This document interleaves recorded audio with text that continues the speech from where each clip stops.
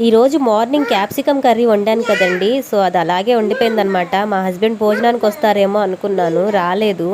ఆ capsicum curry అలాగే ఉంది కదా అని ఇంకా మళ్ళీ రైస్ ఏం వండుకుంటాంలే అని చెప్పేసి, ఎలాగో కర్రీ ఉంది కదా అని చెప్పి చపాతీ చేస్తున్నాను. ఇంకా మధ్యాహ్నం మిగిలిపోయిన రైస్ కూడాను పెరుగుచారు చేశాను కదండి, దాంట్లో ఒక ముద్ద తినేస్తే సరిపోతుంది అని చెప్పేసి ఇలాగా చేస్తున్నాను అనమాట. ఈ చపాతీ నేను పిండి కలిపింది కాదండి, బయట నుంచి ఇన్స్టెంట్ చపాతీ తెచ్చుకున్నాము. ఎందుకంటే చిన్న పనుండి బయటకు వెళ్ళామండి, అక్కడ టైం అంతా అయిపోయిందనమాట.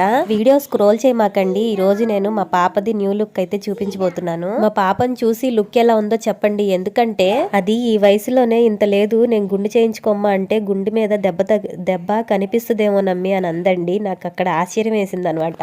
అది అలా అంటున్నప్పుడు నేను వీడియో తీసానండి, అది కూడా దీంట్లో పోస్ట్ చేస్తున్నాను. చూడండి, ఎంతైనా ఆడపిల్ల అనిపించుకుంది, తనకు దెబ్బ కనిపిస్తుంది అని.